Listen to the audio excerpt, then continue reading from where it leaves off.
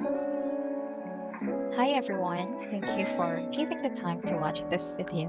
Well, before we start, please subscribe to my channel to inspire me to upload more videos. Thank you. Well, for those who do not know me yet, I am Teacher Ren and I am currently employed as a public junior high school teacher in the Philippines. And I have been in this profession for almost 6 years already. Well, in this video, I would like to share my journey in becoming a public teacher. So since nandito ka, I am definitely sure that you are thinking of working as a teacher. Well, I hope I will be able to help you through this video. Well, just a disclaimer, I may be a public teacher, but there are things that I don't fully know yet sa system natin. Thus, the information that I am about to share is solely my own journey. Again, yung sarili kong experience. Likewise, the process that I took might be different with the process sa date na pinapanood nyo ngayon. Well, therefore, this will just serve as a guide na lang to my fellow colleague. Well, that's it. Let's start. Well, this video is divided into two. First, I'm gonna be talking about the process and the requirements that you need to undergo or have. Second are the tips that might be helpful to you. For the first requirement, you have to have a bachelor's degree. Well, in my university, we had two education courses, well, the BE Ed or the Bachelor of Elementary Education and the BS Ed or the Bachelor of Secondary Education. Well, sa BE Ed, para to sa elementary, meron din silang specialization like SPED, pre-LM, and intent courses. I hope that hindi pa rin siya nagbabago. Pero at that time, when I was still in the university, yun yung tatlong specialization. Sa BSED naman, of course, since you will be teaching high school students, you will have major then. Those major or areas of specialization are the subjects then like English, English major, science major, Filipino, math, social studies or sciences, social sciences, TLE, MAPE. But again, yung major will differ sa courses na offered sa university nyo. Kasi like for example, when I was in college, for science, we had physical sciences and biological sciences. Pero ngayon, science na lang talaga. Again, it is changing based on the needs of our students because K-12 na ang curriculum and we are utilizing the spiral curriculum. All disciplines in science will be studied by the students. So future teachers should really master the 4 areas sa university pa lang, right?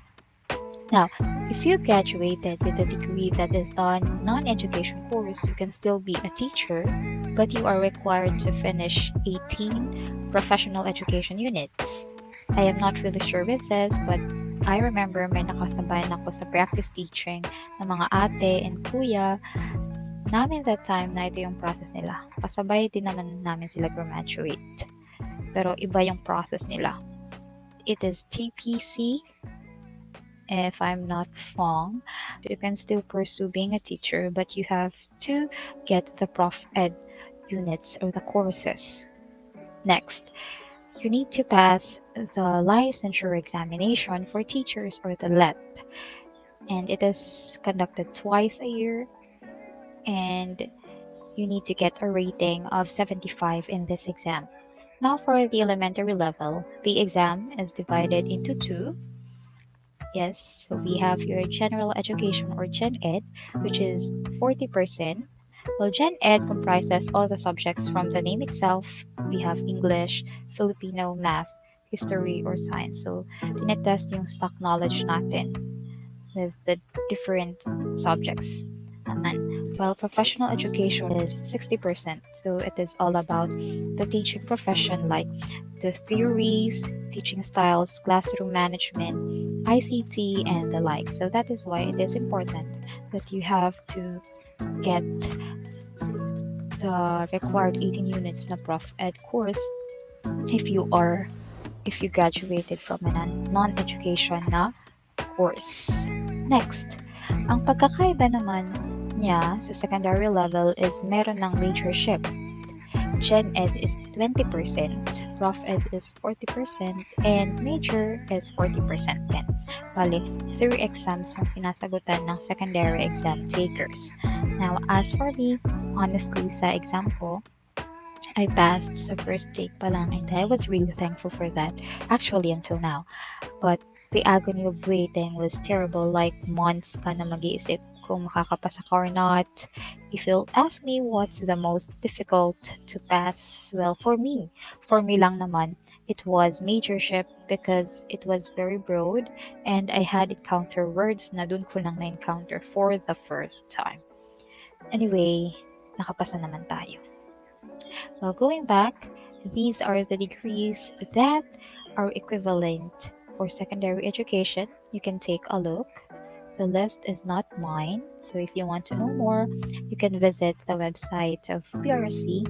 And this is if you want to take the LET for elementary education. Well, after passing, you must be very happy. But sad to say, you still have another step to take, which is the DepEd ranking. Malapit na tayo sa katotohanan. That's kick. Well, to be able to teach in a DepEd school, you have to get the required points. During my time, it was 70 points. I think it's still the same until now. Well, this is the breakdown of the 100 points. We have 7 criteria. Let's discuss each one. First is education. It is the GWA, or the general weighted average, that you got nung nasa college ka. So every GWA has an equivalent point.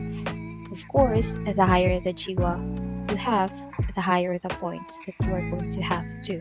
So if you finished with flying colors, medyo angat na tayo dito.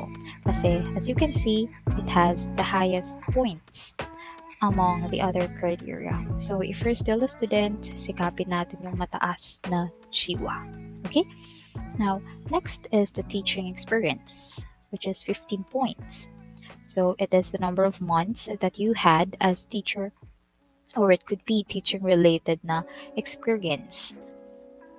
Well, ako kasi, I worked muna for a private school for 2 years. So as soon as I graduated from the university, I applied immediately because ayoko matambay, and at the same time, that would also serve as my teaching experience sa ranking. Well, and I also thought it would be difficult to land a position in the DepEd if wala kang experience. And honestly, applying in DepEd is taxing.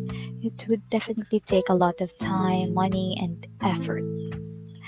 So if possible, invest on a teaching experience. Okay?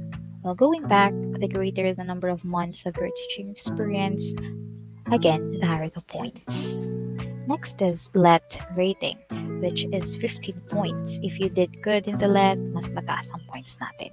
Okay? Now, training docs, which is 10 points, are the skill training that you had, and nabasa ko na it should be at least 10 days.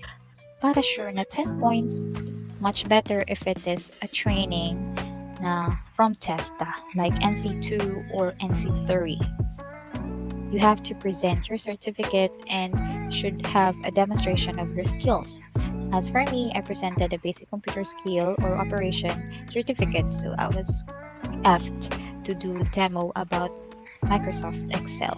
Kaya 10 points na kagad dito. Okay? So next is interview.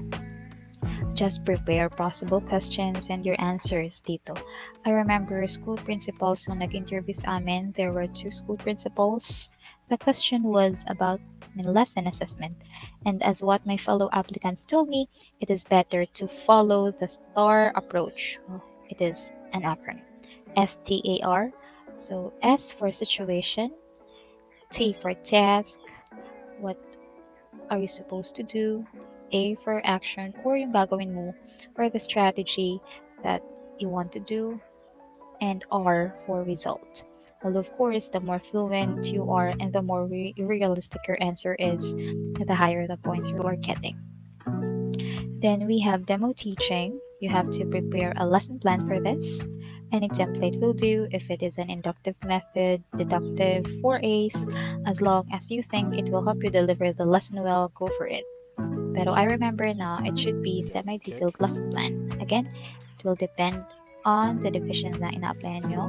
Yet, of course, the way you deliver the lesson, your mastery of the content, and the way you manage your class should be your top priority for this. In my experience, we do not deliver all parts of the lesson plan. Pag masatisfy na yung evaluators, okay na. And lastly, the communication skills, but it is in the form of a test. It is called EPT or English Proficiency Test. It was more in grammar, vocabulary, and reading comprehension. So it is equivalent for 15 points. So that's it.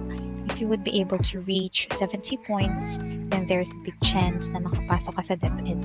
However, because there are lots of applicants na nakaka-RQA and there are a small number of items or vacant positions, merong applicants na hindi pinapalad for that year.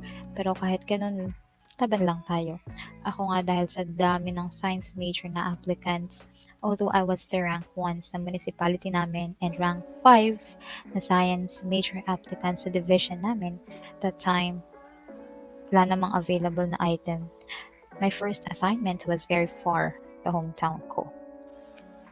Well, that's all for the process and the requirements para maging teacher sa Philippines. Anyway, if you want to be a teacher, here are the tips that I would like to share with you, and I hope it would be helpful din naman. But for your information, when I was still a student, I was very shy and I did well in my class. Hindi ako mahilig recite. So if you were like me, I think makakatulong to sa inyo. First is be confident. Overcome your fears. If you are not confident with how you express your ideas in English, do your part, of course. You need to get used talking in front of many people kasi you are a teacher. You won't be able to deliver your lessons well if you don't know how to express your ideas well. Ganyan din ako. But eventually, you'll be able to get used to it and you'll be able to overcome that. I believe in you.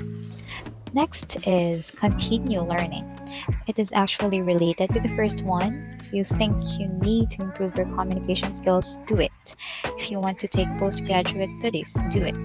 Never stop learning because every day there are new discoveries. You should be updated with what's happening, especially in the field that we are in. Right now, I'm currently enrolled in a graduate school. It might be taxing, but it's really fun. And next, we have here keep practicing. This is for the interview and demo teaching. Practice and familiarize everything so that even you feel nervous, alam mo yung gagawin mo and you won't lose track of what you are doing. So keep practicing and of course, back up your knowledge with additional information. Read more about the lesson that you will be teaching and the possible questions sa interview. Now lastly, if you feel like quitting, remember why you started. If somewhere in your journey it wasn't the result that you were expecting, don't lose hope. Believe in yourself and remember your goals.